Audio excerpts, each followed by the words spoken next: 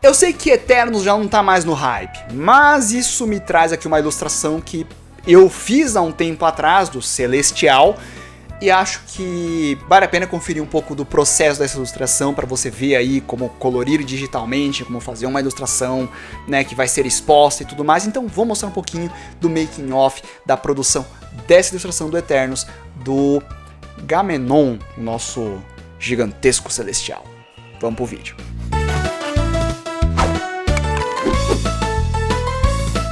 Você assistiu Eternals, Gui? Eu não vi ainda, cara. Não vi. Tem muita coisa que eu não vi ainda. Que eu quero ver, mas eu fico enrolando e montar aqui um novo estúdio, um novo escritório aqui me tomou muito tempo. E eu não vi o Homem-Aranha até agora. Talvez na hora que o vídeo tenha ido pro ar já tenha assistido, mas na hora que eu tô gravando eu ainda não vi. Cara, eu fico enrolando, mano. É coisa pra fazer, vamos ver hoje, aí não dá, e deixa pra amanhã. Vamos ver hoje, aí acontece alguma coisa e não vou, e sei lá, cara, eu tenho muito disso, eu demoro pra ver as coisas. Talvez já tenha visto.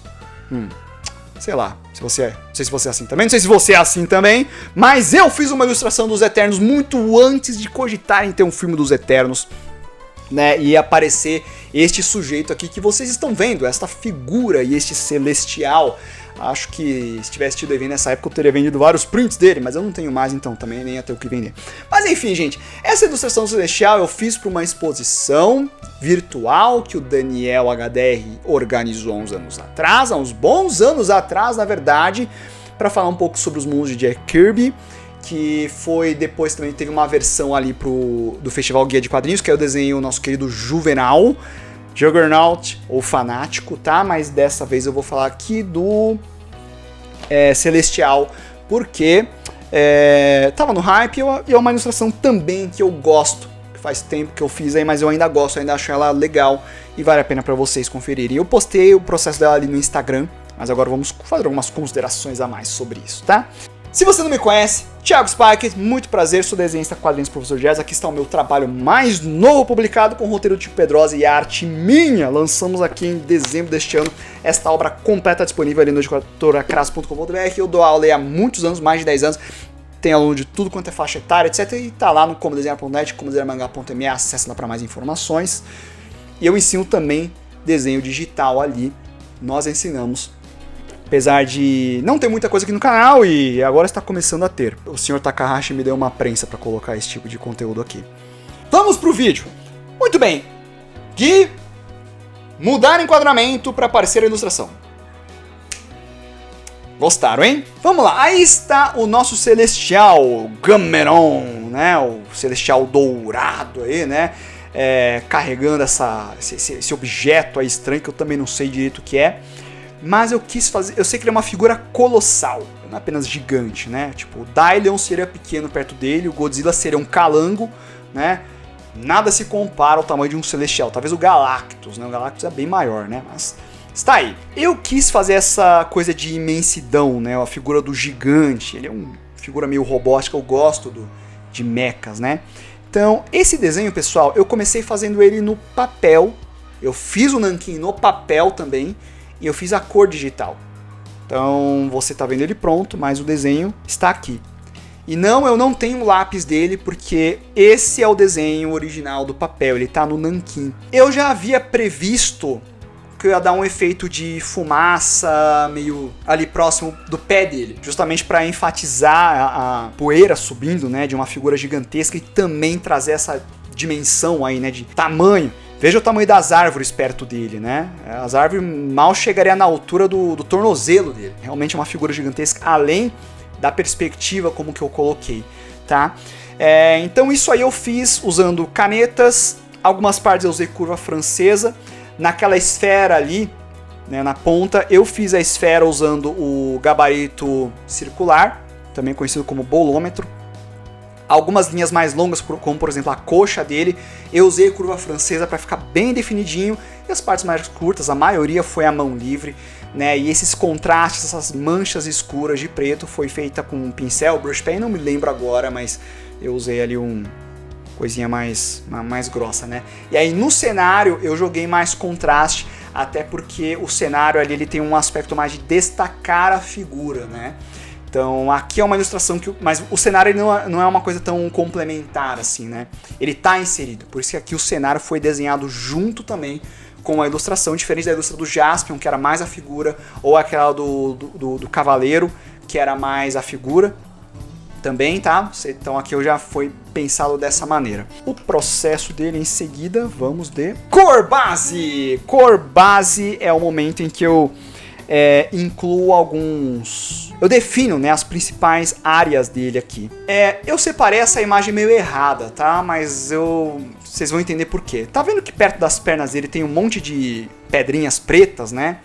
Como se fosse simulação da fumaça. Esses efeitos foram colocados no final.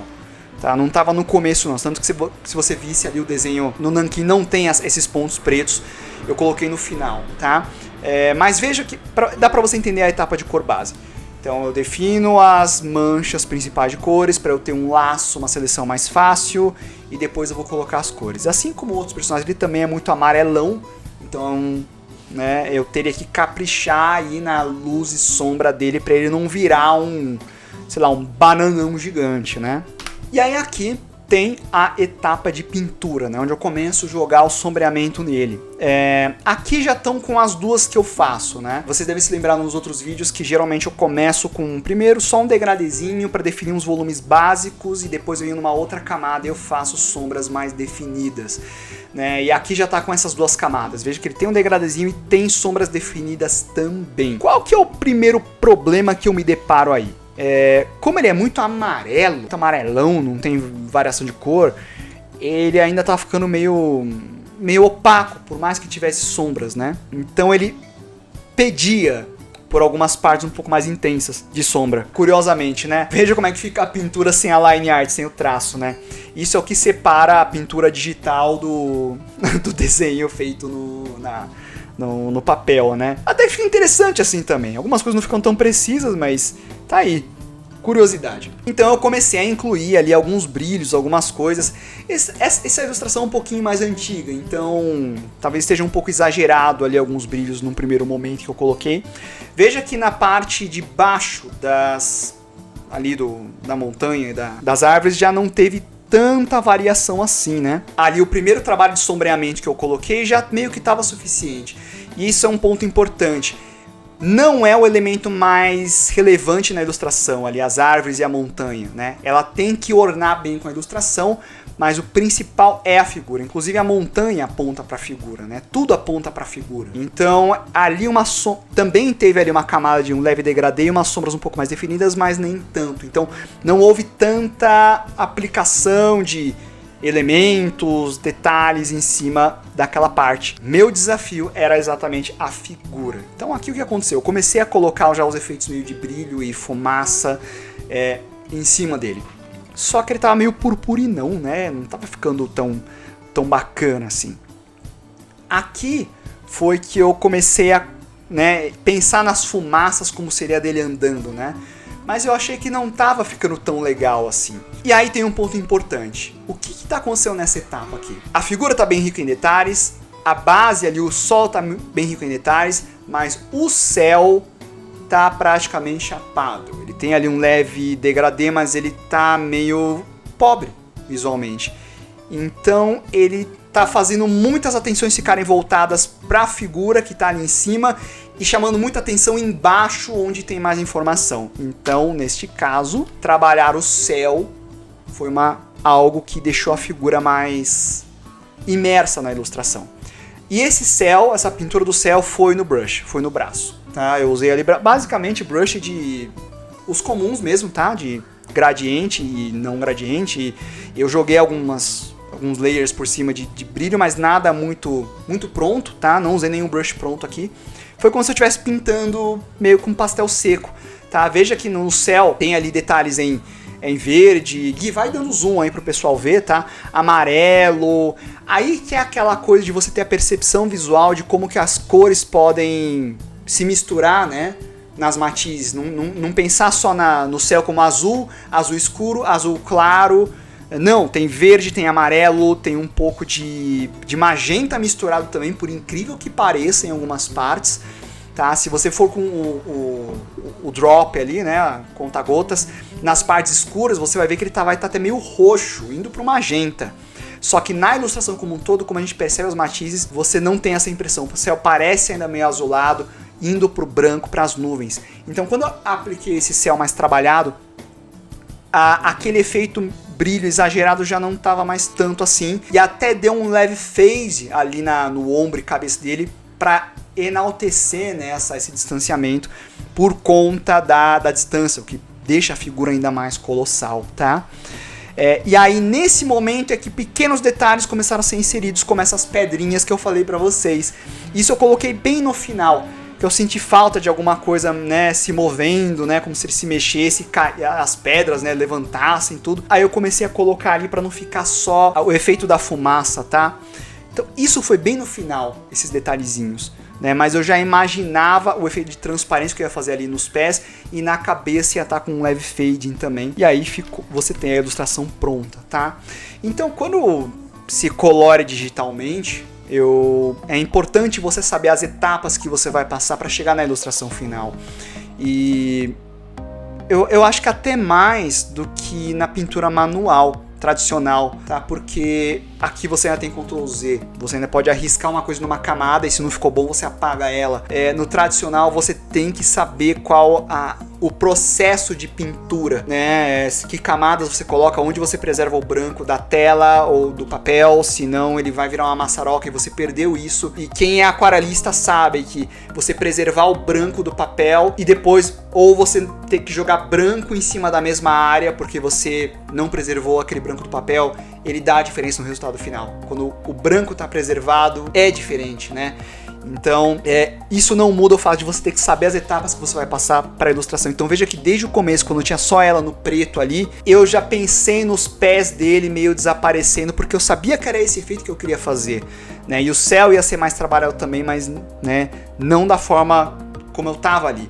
Então, ao mesmo tempo que a gente sabe a etapa, né, o que vai passar a ilustração, também o final dela, né, o processo dela, a gente também vai percebendo o que a ilustração precisa. Né? Olha, eu acho que precisa de umas pedrinhas voando ali, ou umas nuvens um pouco mais desse jeito, jogar um pouco mais de verde água e magenta na nuvem nesse canto, ou ali ou lá. Ao mesmo tempo que você tem ali uma visão para onde você vai, você também é flexível nesse processo e aí a ilustração ganha essa forma. E é o momento que você fala, olha, já deu, acho que já tá bom. Tá? Olhando hoje esse desenho, já tem bons anos, talvez eu colocaria um pouco mais de contraste sim na armadura, talvez pesando um pouco mais de preto em algumas partes, mas não redesenharia isso, não redesenharia não, acho que ele tá bom do jeito que tá, as montanhas, as partes pretas funcionaram bem, né? Talvez alguns detalhes da cor a mais, mas eu acho que é uma pintura ainda que hoje eu olho, eu fiz isso aí acho que em 2015, ainda acho que é uma ilustração que eu gosto, né, e ficou bacana e vale a pena vocês verem o processo. É uma ilustração que daria para vender tranquilamente, né, mesmo hoje, e acho que ver um pouco desse processo talvez tenha ajudado você a ter uma noção desse mapeamento da pintura.